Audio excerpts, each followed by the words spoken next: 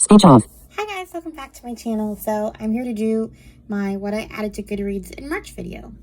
There are surprisingly not that many books, so we should get through this quickly, but who knows? I said that in my last video and it was 24 minutes long. So yeah, I'm just gonna go through the books. Some I'm probably not really gonna go through just because I already read them and talked about them in my wrap-up. So yeah, the first one is Kiki's Delivery Service by Iyoko Kadono. I already talked about that in my wrap-up. Then we have Wonka by Sibylle Pounder. I cannot remember where I heard this from. I knew Wonka was a movie that just came out, but I didn't know there was a book about Wonka. I cannot remember who read it from the people I'm subscribed to. I'm so sorry. I forgot about it. And, I forgot to write it down in my excitement.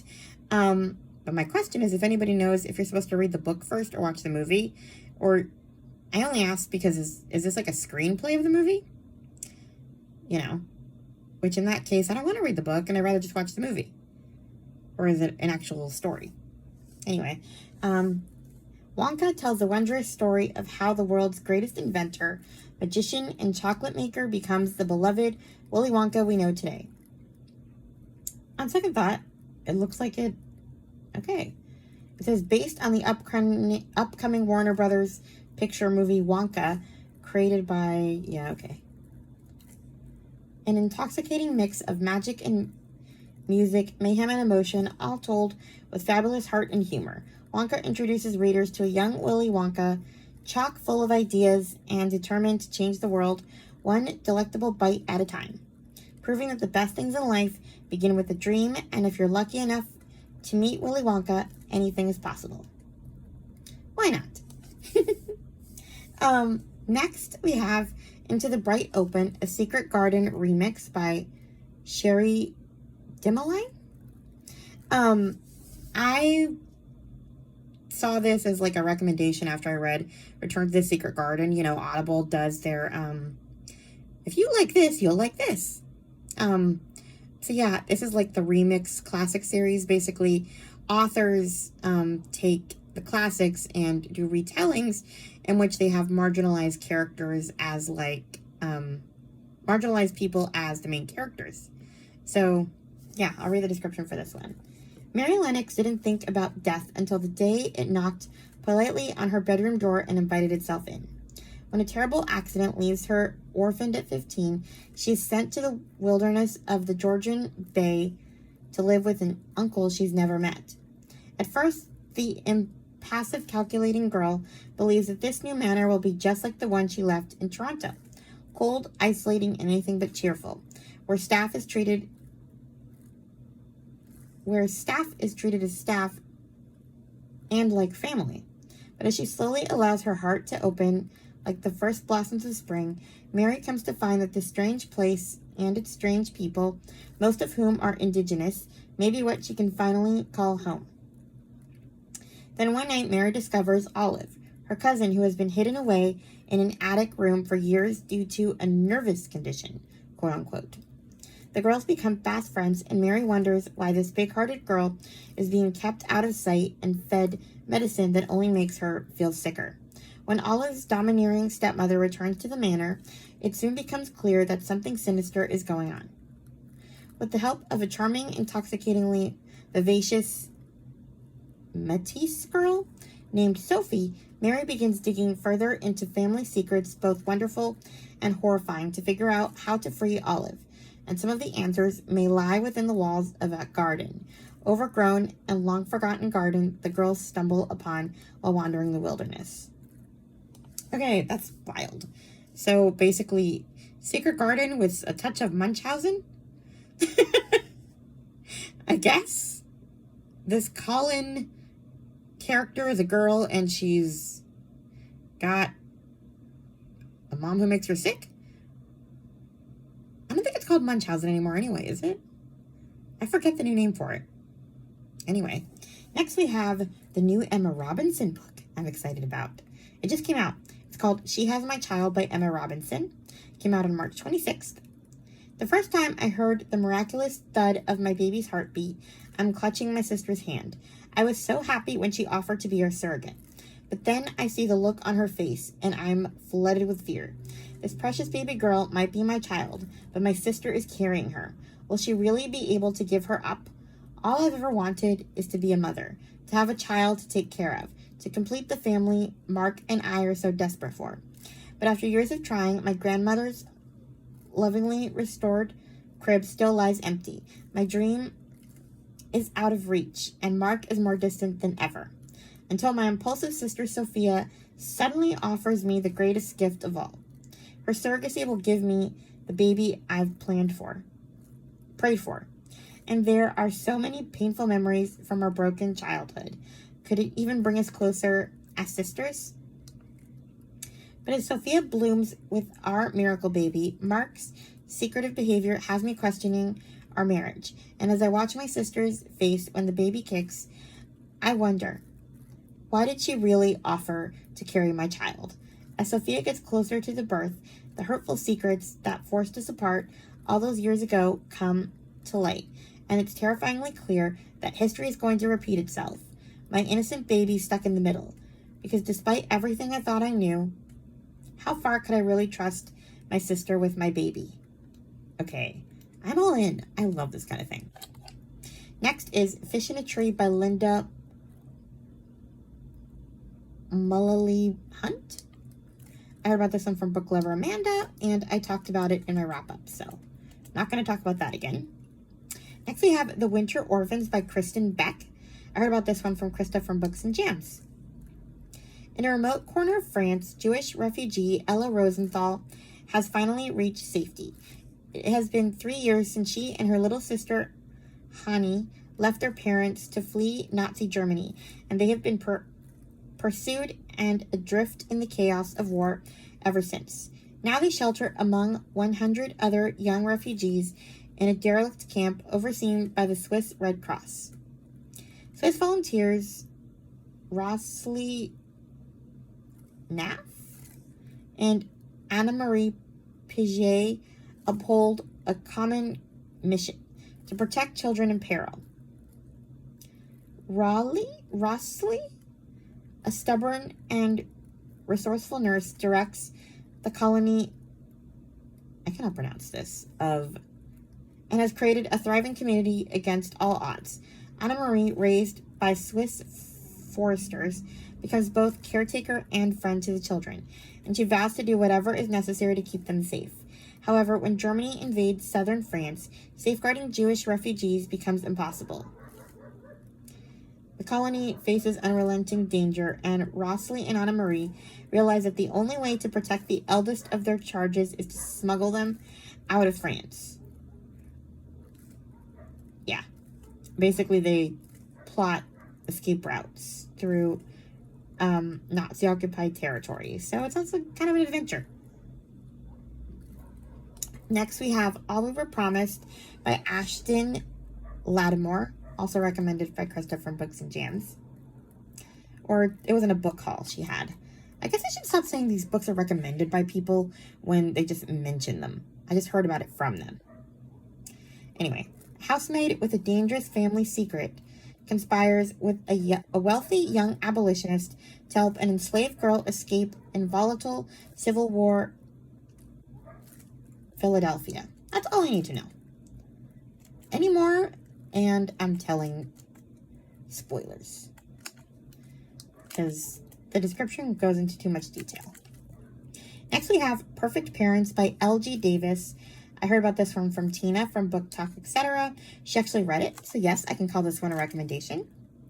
This actually sounds kind of like the Emma Robinson book, another surrogacy story. I gave them my baby, but can I trust them? Giving away my child is the hardest decision I've ever had to make. But when I move into the Thorpe's stunning home, well, I guess this is adoption more than a surrogacy, so they can support me through the pregnancy, it seems like they are everything I could have hoped for. They cook me delicious, healthy meals and make sure I'm getting the best medical care. They never question my background or why I am giving them my child. But before long, I begin to wonder if something is very wrong with the Thorpes. I try to ignore how Travis lets his hand linger on mine for a little too long, and how Marcia comes to check on me during the night. I tell myself that when they control and monitor my movements, it's just because they care. Keeping my baby safe and making sure they are going to the perfect family means everything to me. But when a threatening note turns up outside my door and I begin to unravel the Thorpe's secrets, I realize I may not make it out of here alive. That is wild.